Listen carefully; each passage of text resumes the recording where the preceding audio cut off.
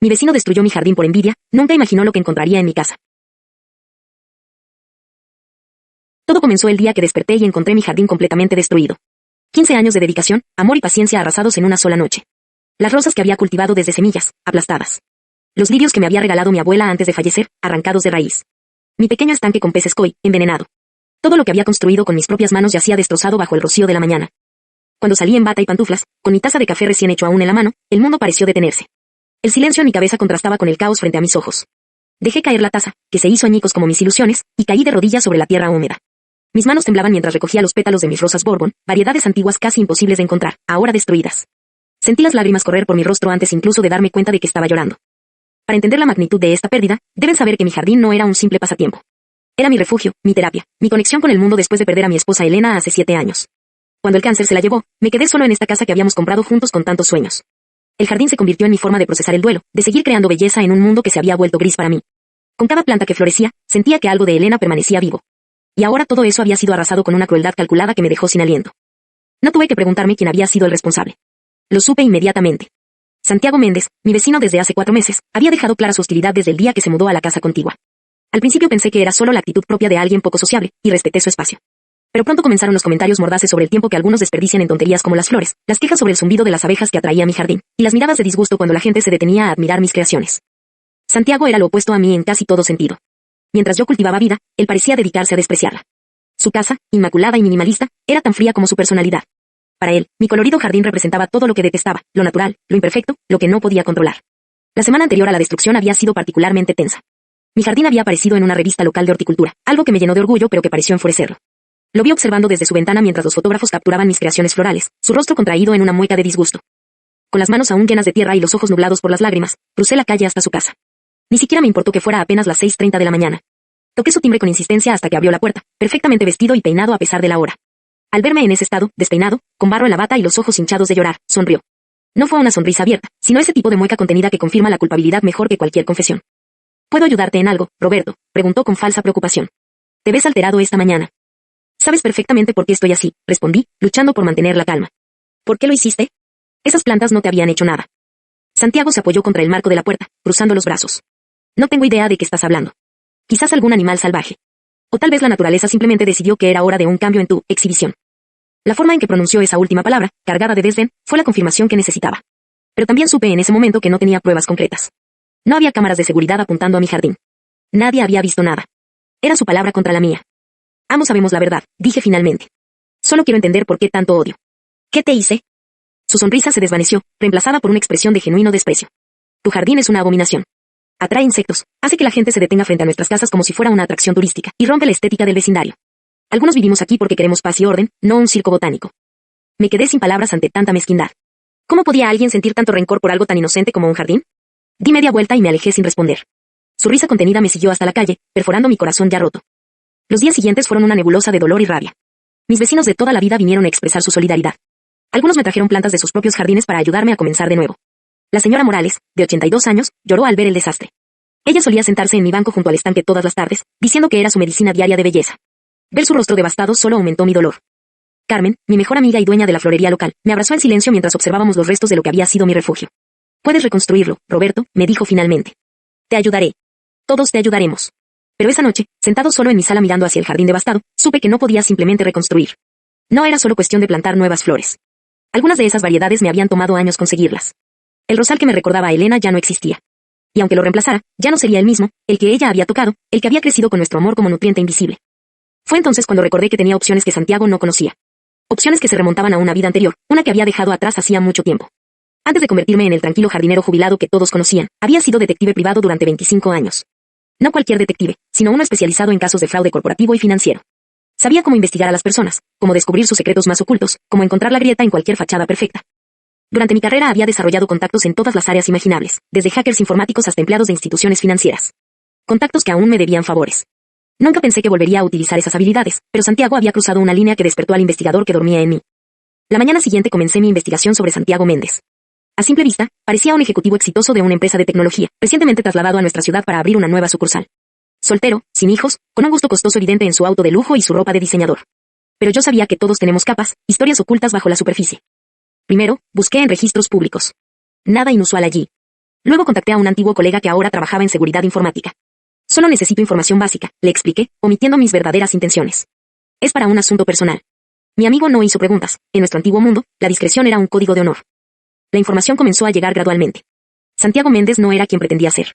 Su verdadero nombre era Santiago Méndez Riverol, y había cambiado legalmente su segundo apellido hace 5 años. ¿La razón? Un escándalo financiero en su ciudad anterior donde había sido acusado, aunque nunca formalmente procesado, de malversación de fondos en la empresa familiar que dirigía junto a su hermano. Seguí tirando del hilo.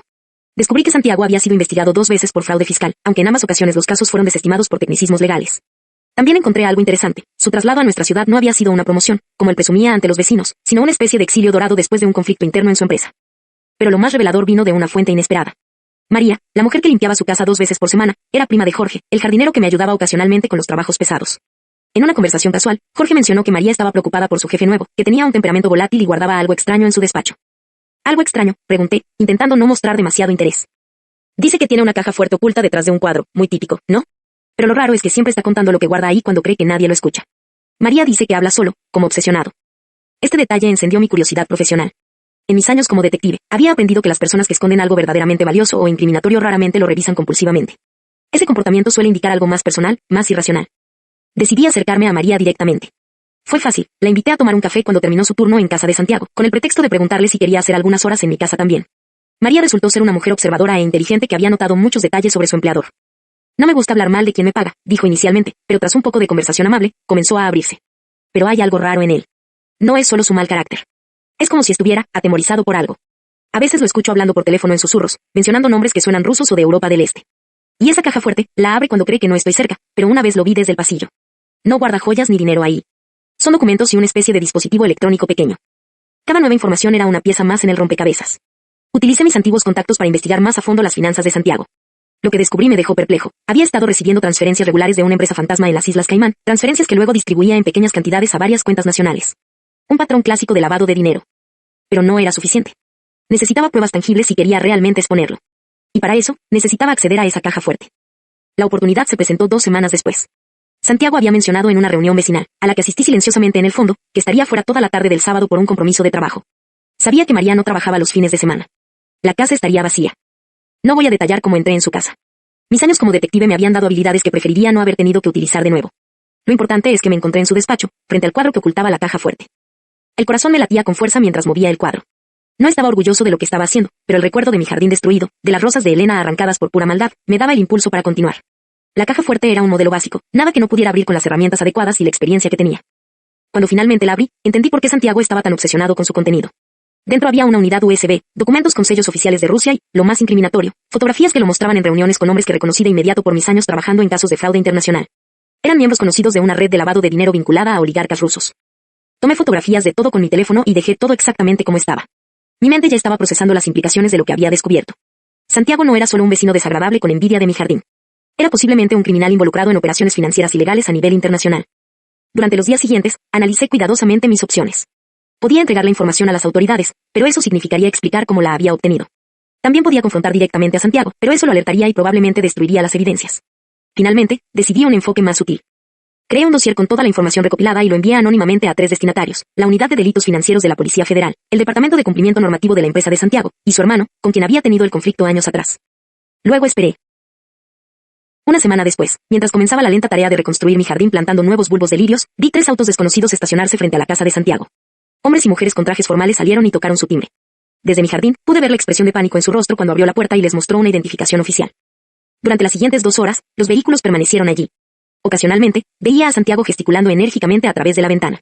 Cuando finalmente se marcharon, él se quedó en la puerta con una expresión que nunca olvidaré, la mirada perdida de alguien que ve cómo su mundo cuidadosamente construido se desmorona. Esa noche, mientras regaba las pocas plantas que había logrado salvar, Santiago apareció en la división entre nuestros jardines. Se veía demacrado, con ojeras profundas y el cabello despeinado, tan diferente de su habitual apariencia impecable. «Fuiste tú, ¿verdad?», preguntó con voz ronca. No había acusación en su tono, solo una extraña resignación.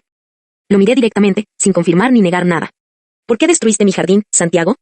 Esa es la pregunta que me he estado haciendo durante semanas. Se pasó una mano temblorosa por el rostro. «Porque era perfecto», dijo finalmente. «Porque representaba todo lo que nunca podré tener. Paz. Belleza auténtica. Un legado construido con honestidad». Soltó una risa amarga. «Yo construí mi vida sobre mentiras, y ver tu jardín todos los días, ver cómo la gente lo admiraba genuinamente, me recordaba todo lo que sacrifiqué por dinero y poder». Su sinceridad me tomó por sorpresa. No esperaba una confesión, y ciertamente no esperaba ese nivel de autorreflexión. Eso no justifica lo que hiciste, dije después de un momento. No, no lo justifica, concordó. Nada podría justificarlo. Solo quería que supieras que lo siento. Y que admiro lo que estás haciendo ahora, volviendo a empezar a pesar de todo. Lo miré plantando nuevas semillas en la tierra recién abonada. Por un instante fugaz, vi algo de humanidad en sus ojos, un destello de la persona que podría haber sido si hubiera tomado diferentes decisiones en la vida. ¿Te vas de la ciudad, verdad?, pregunté, aunque ya conocía la respuesta. Asintió lentamente. No tengo opción. Las personas con las que me asocié no son conocidas por su compasión cuando uno se convierte en un pasivo. No sentí lástima por él, pero tampoco sentí la satisfacción que esperaba. Solo una extraña sensación de que la justicia, a su manera imperfecta, había encontrado su camino. 2 días después, un camión de mudanza se llevó sus pertenencias. Santiago no se despidió de nadie en el vecindario. Simplemente desapareció, dejando atrás una casa vacía que pronto se pondría en venta. Con el pasar de las semanas, mi jardín comenzó lentamente a revivir. No era el mismo, nunca podría ser exactamente como antes. Algunas plantas eran nuevas, otras estaban en diferentes ubicaciones. Pero había una belleza especial en esta nueva versión, una que hablaba de resiliencia y renacimiento. Una tarde, mientras plantaba un nuevo rosal en honor a Elena, la señora Morales se acercó y se sentó en el banco junto al estanque que había reconstruido.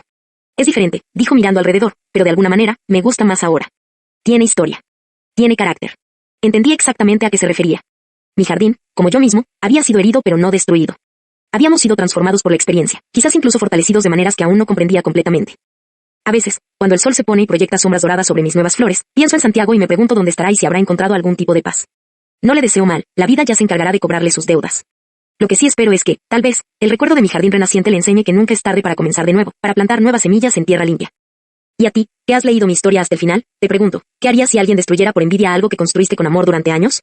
¿Buscarías venganza como yo lo hice, o encontrarías un camino diferente? No hay respuestas correctas, solo decisiones que revelan quiénes somos realmente cuando la adversidad nos pone a prueba.